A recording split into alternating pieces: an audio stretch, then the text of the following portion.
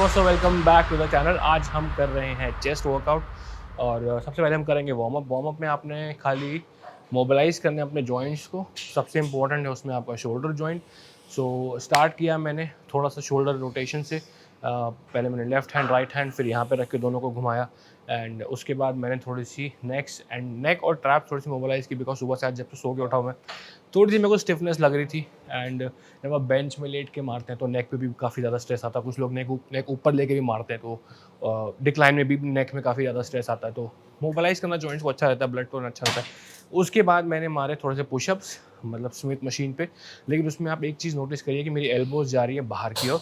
जब मैंने कहा था जब हम ट्राइसेप्स करते हैं तो एल्बो रहती है अंदर की ओर। तो ये डिफरेंस है ट्राइसेप और चेस्ट में जब आप बेंच का यूज़ करते हैं। एंड रेपिटेशंस 15 लगाइए।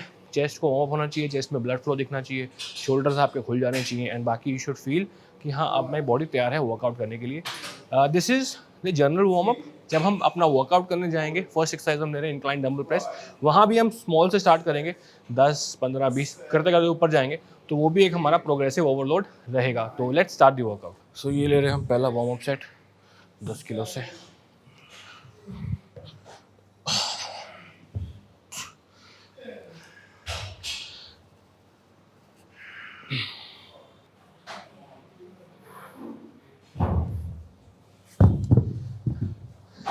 डंबल से जब आप चेस्ट प्रेस मारेंगे तो अपने जो शोल्डर ब्लेड्स हैं, रियर बेल्ट्स हैं, उनको आप कॉन्ट्रैक्ट करेंगे ऐसे और इसको बेंच पे लगाएंगे ऐसे।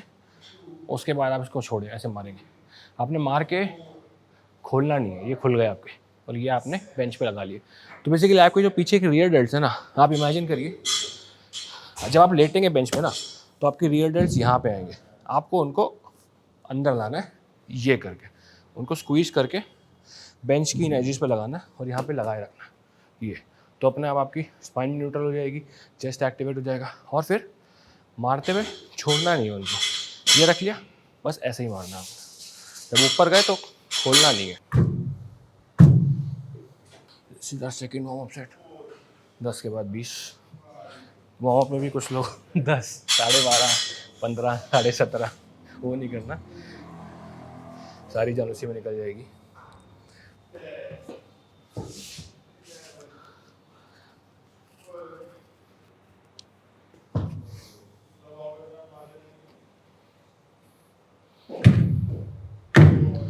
बेल्ट लगाते हैं।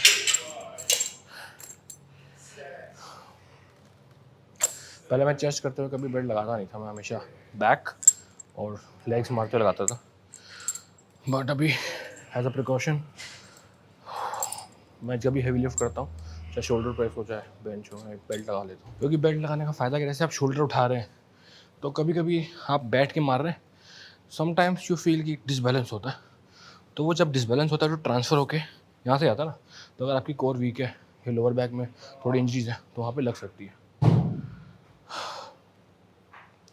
When everything is going right, nothing will happen. When something goes wrong तो इंजरी होने के चांस है, तो why take that chance। अभी हम लेंगे नेक्स्ट, ये भी वार्म अप ही है, 30 से लेंगे। लेकिन मैंने हमेशा से अकेले वर्कआउट किया है, तो कॉलेज में भी अकेले करते थे तो डंबल पकड़ाना का होता नहीं था। तो we have learn the technique कि डंबल खुद से ऊपर कैसे लेते। बहुत लोगों को दिक्कत होती है ऊपर लेने में, ऊपर पकड़ते हो but it's not very difficult. ये आपने मारा टांग से पुश, चुप चुप, ये आ गया ऊपर। होए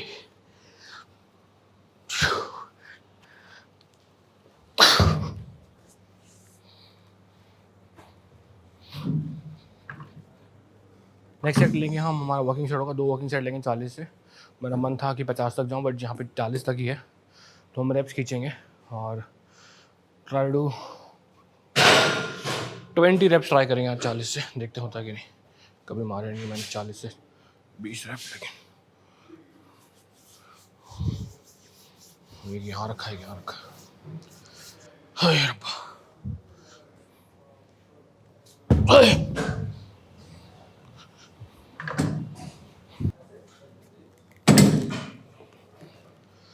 वाह,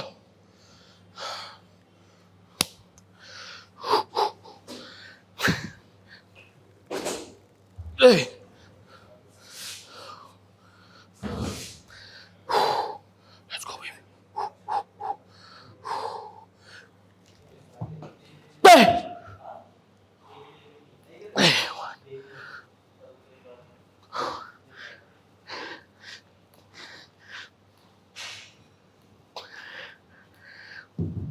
6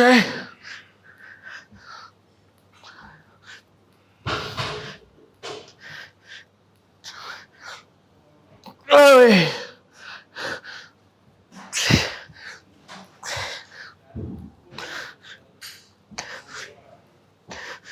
हट हट हट हट।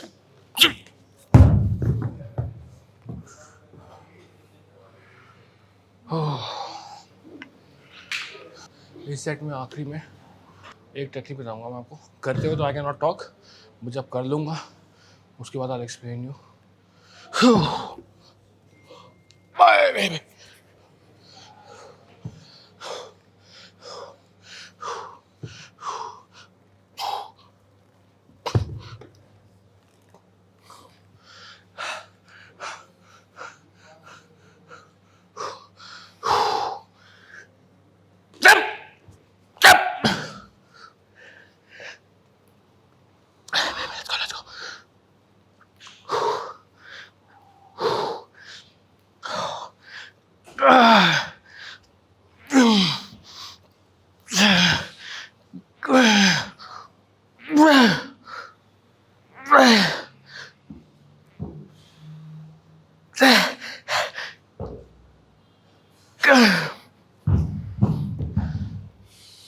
तो what I did in the last rap, 11वां रैप होगा, सब कुछ खत्म हो गया था, रैप नहीं लग रहा था।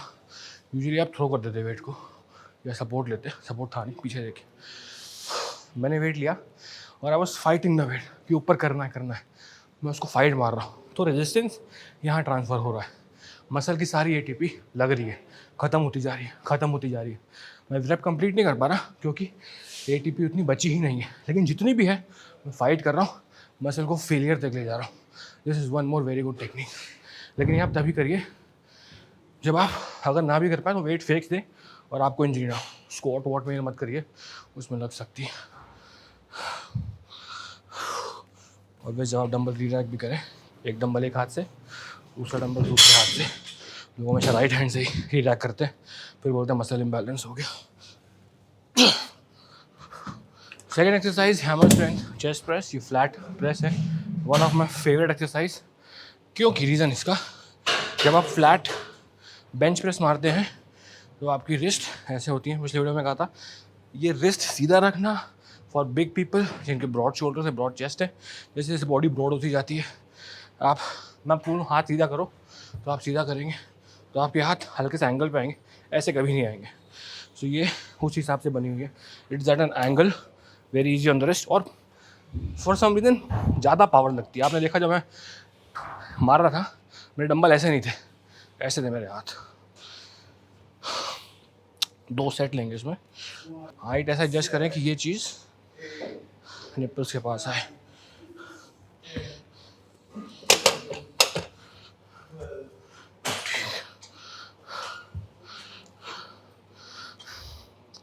बहुत भारी है। एक ज़माने में पूरा उठाता था ये, पूरा फुल।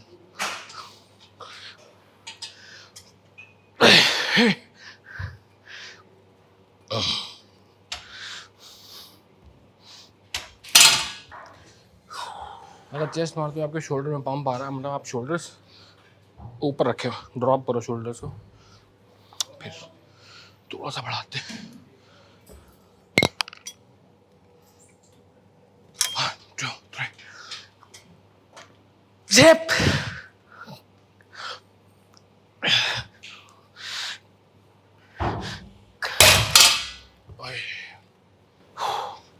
थर्ड एक्सरसाइज हम मारेंगे ये वाली hammer strength pack deck back fly, और इसको सुपर सेट करेंगे फ्लैट बेंच प्रेस से।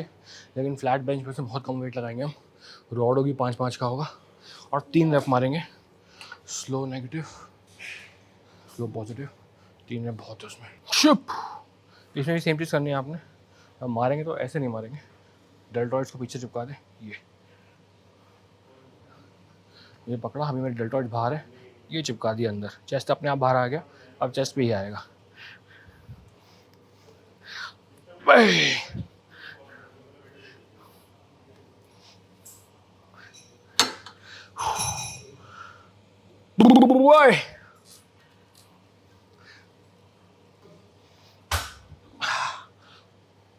ओए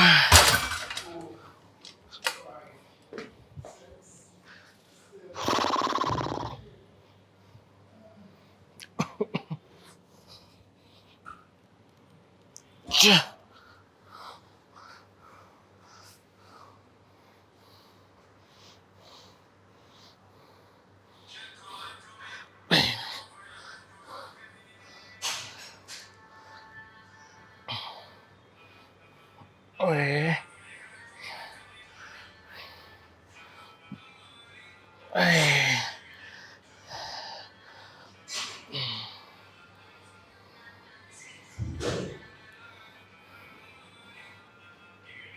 ओए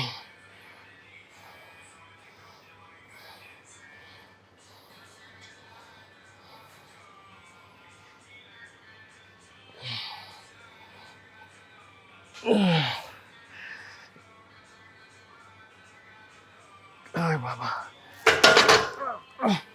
एक और मारेंगे इसका सेम। उतारो यहाँ पे, बढ़ा रहा हूँ। अच्छा इसमें लोग एक चीज़ और करते हैं, बहुत पीछे लगा लेते हैं इसको, यहाँ लगा लेंगे। अभी यहाँ से स्टार्ट करने को लगेगा, बहुत अच्छा स्ट्रेच आएगा। स्ट्रेच ज़्यादा होगा ना तो मसल टेयर हो जाता है बहुत ज़्यादा। आपका स्ट्रेच ये ख़त्म होगा स्ट्रेच, इसके बाद आप स्ट्रेच कर रहे हैं तो ओवर स्ट्रेच कर रहे हैं मसल को, जॉइंट्स ओवर स्ट्रेच हो रहे हैं, बेनिफिट्स उतने नहीं आते। और स्पेशली जब आप बहुत हैवी ट्रेनिंग कर रहे हैं, प्रोफेशनल ट्रेनिंग कर रहे हैं, थोड़ा सा ध्यान से please. Every time stretching your body is also not good, थोड़ा सा ध्यान से बॉडी की सुने। Hey baby let's go. Yelp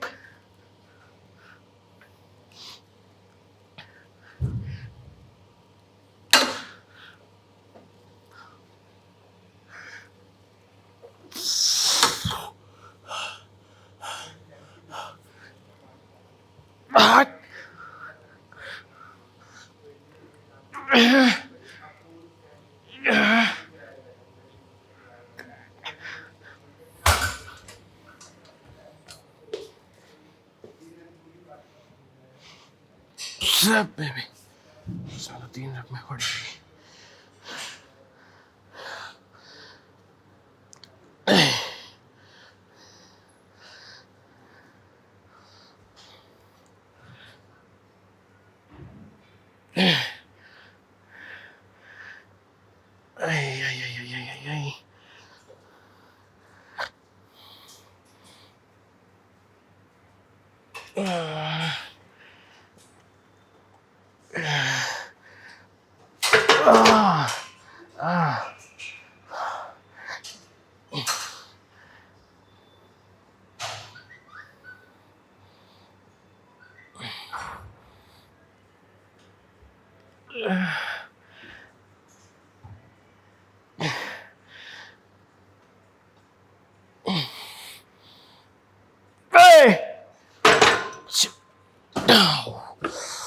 ओ भाई बहुत ज़्यादा बर्न आता है इससे।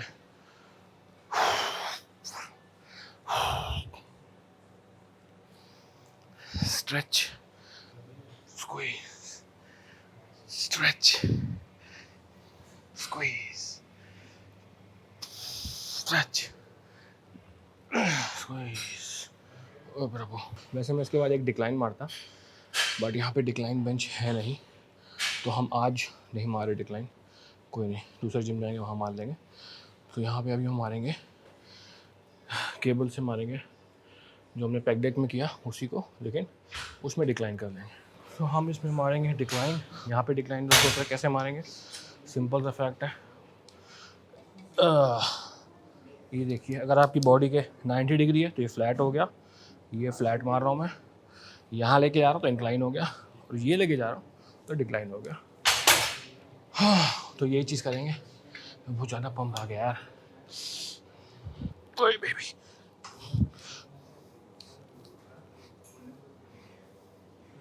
तो ये हम कर रहे हैं डिक्लाइन, ये हो जाएगी हमारी फ्लैट, और ऊपर करेंगे तो इंक्लाइन हो जाएगी। इंक्लाइन की तो हैवी है, इसीलिए सबसे ज़्यादा वेट आप डिक्लाइन में ही मार पाते हैं। अब नोटिस किया होगा।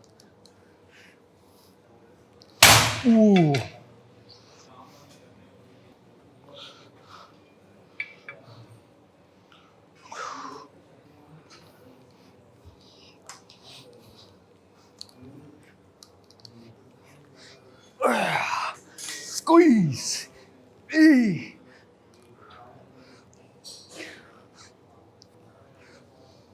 Ay.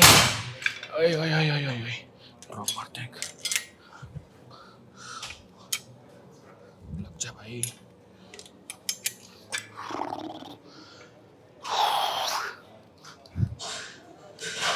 ड्रॉप सिर्फ जिम में मारे, कॉलेज में स्कूल में ना मारे।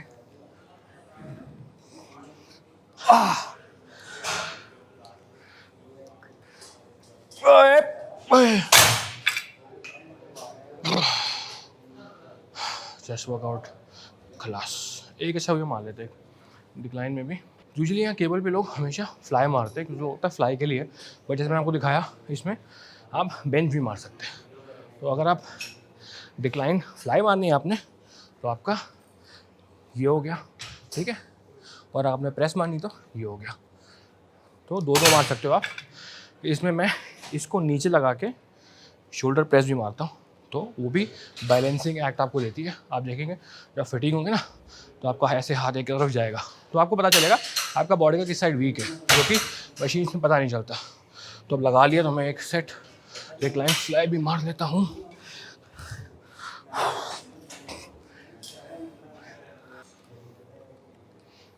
ओह, सो गाइस ये था हमारा चेस्ट वर्कआउट आज के लिए।